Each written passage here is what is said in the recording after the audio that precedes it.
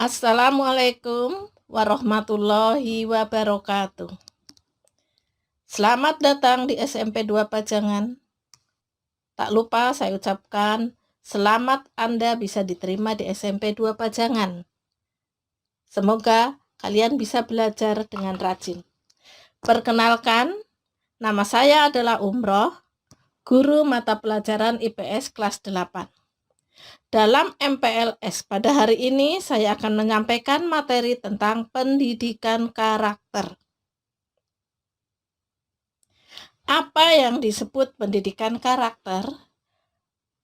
Pendidikan nilai, pendidikan budi pekerti, pendidikan moral, pendidikan watak yang bertujuan mengembangkan kemampuan peserta didik untuk memberikan keputusan baik buruk, memelihara apa yang baik, dan mewujudkan kebaikan itu dalam kehidupan sehari-hari dengan sepenuh hati.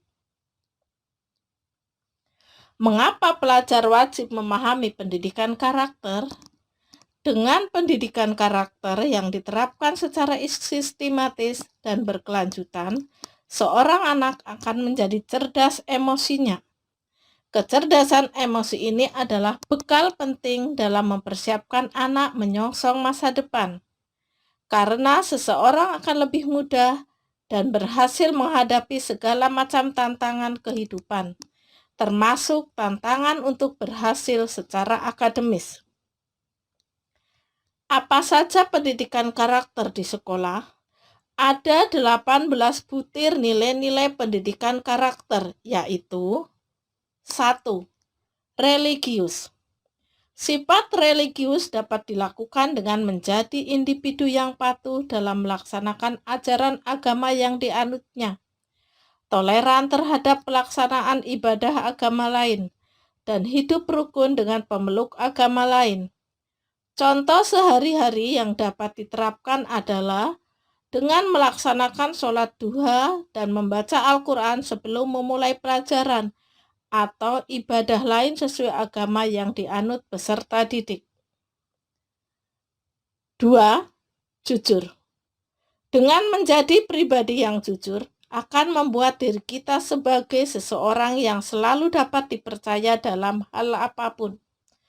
Perilaku jujur dalam kehidupan sehari-hari dapat diterapkan di mana saja, seperti tidak menyontek tugas atau dalam tes, serta selalu terbuka kepada kedua orang tua.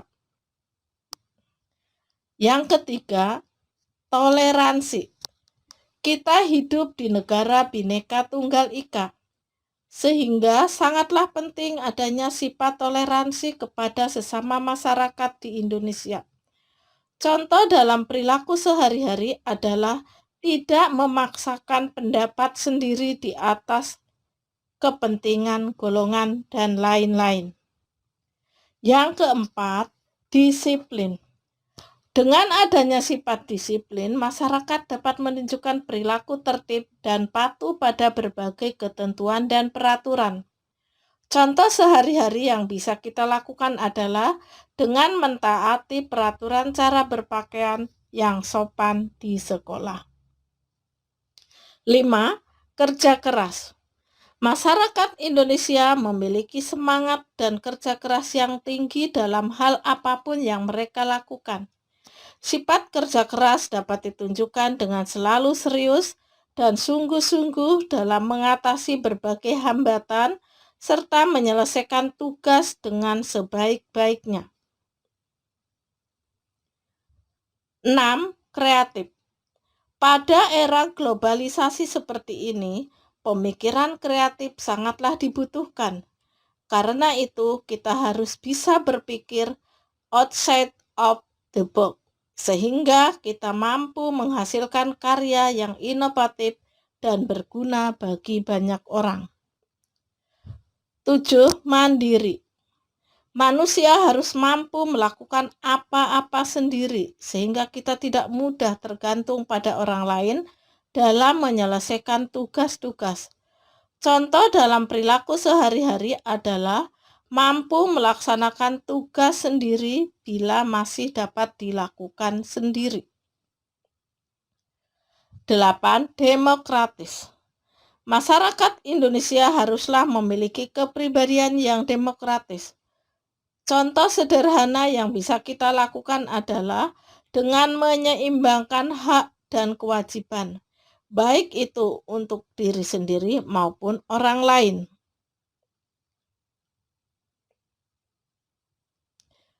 9. Rasa ingin tahu.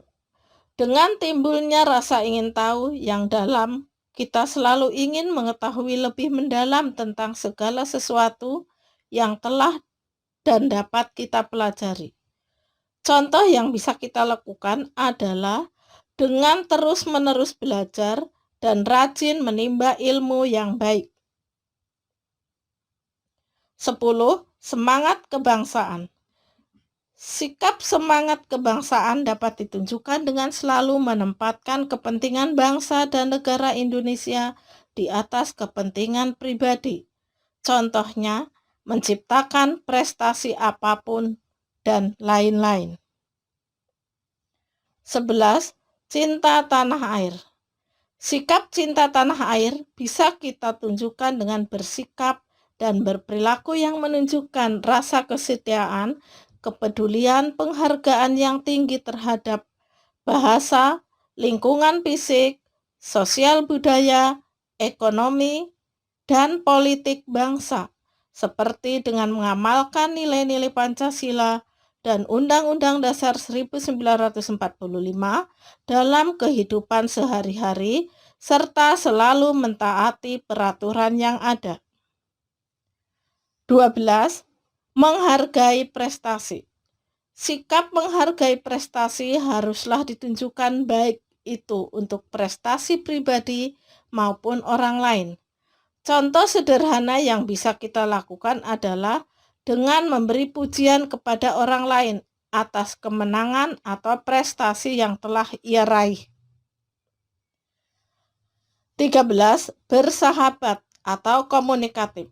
Kita pasti akan membutuhkan orang lain dalam segala urusan kita, sehingga sangat penting bagi masyarakat untuk selalu bersahabat dalam pertemanan serta komunikatif kepada siapapun. Contoh yang bisa kita lakukan adalah dengan senantiasa bersikap ramah dan sopan kepada orang tua, teman, dan tetangga. 14. Cinta damai. Sikap dan tindakan yang mendorong dirinya untuk menghasilkan sesuatu yang berguna bagi masyarakat dan mengakui serta menghormati keberhasilan orang lain. Contoh dalam perilaku sehari-hari tidak membuat ujaran kebencian, tidak melakukan perundungan, dan lain-lain. 15. Gemar membaca. Sikap suka membaca akan menciptakan masyarakat dengan pemikiran pintar dan selalu terbuka akan ilmu pengetahuan. 16. Peduli lingkungan. Sikap peduli lingkungan tersebut dapat ditunjukkan dengan senantiasa menjadi lingkungan yang kita tinggali dan senantiasa memperbaiki kerusakan lingkungan yang ada di masyarakat. Contoh sehari-hari yang dapat kita lakukan adalah membuang sampah pada tempatnya dan selalu membersihkan lingkungan sekolah dan sekitarnya. 17. Sikap peduli sosial. Sikap peduli sosial sangatlah penting bagi masyarakat Indonesia. Hal tersebut bisa ditunjukkan dalam tindakan yang selalu ingin memberi bantuan kepada orang lain dan masyarakat yang membutuhkan. 18. Tanggung jawab. Bertanggung jawab dalam segala perbuatan dan pekerjaan yang kita lakukan merupakan kewajiban pada diri sendiri, masyarakat, lingkungan negara, dan Tuhan Yang Maha Esa. Contoh yang bisa kita terapkan adalah dengan selalu amanah dalam hal yang kita lakukan dengan sebaik-baiknya. Dampak pendidikan karakter. Sebuah buku yang berjudul Emotional Intelligence and School Success mengkomplikasikan berbagai hasil penelitian tentang pengaruh positif kecerdasan emosi anak terhadap keberhasilan di sekolah. Dikatakan bahwa ada sederet faktor-faktor risiko penyebab kegagalan anak di sekolah. Faktor-faktor risiko yang disebutkan ternyata bukan terletak pada kecerdasan otak, tetapi pada karakter, yaitu rasa percaya diri, kemampuan bekerja sama, kemampuan bergaul, kemampuan berkonsentrasi, rasa empati, dan kemampuan berkomunikasi. Nah, anak-anak, setelah kalian mempelajari materi tentang pendidikan karakter, diharapkan kalian bisa mencerna isi yang ada dalam materi tersebut sehingga bisa diterapkan dalam kehidupan kalian sehari-hari menjadi anak-anak yang mempunyai karakter yang diharapkan oleh keluarga, sekolah, bangsa, dan negara. Amin, amin, ya Rabbal Alamin. Terima kasih. Wassalamualaikum warahmatullahi wabarakatuh.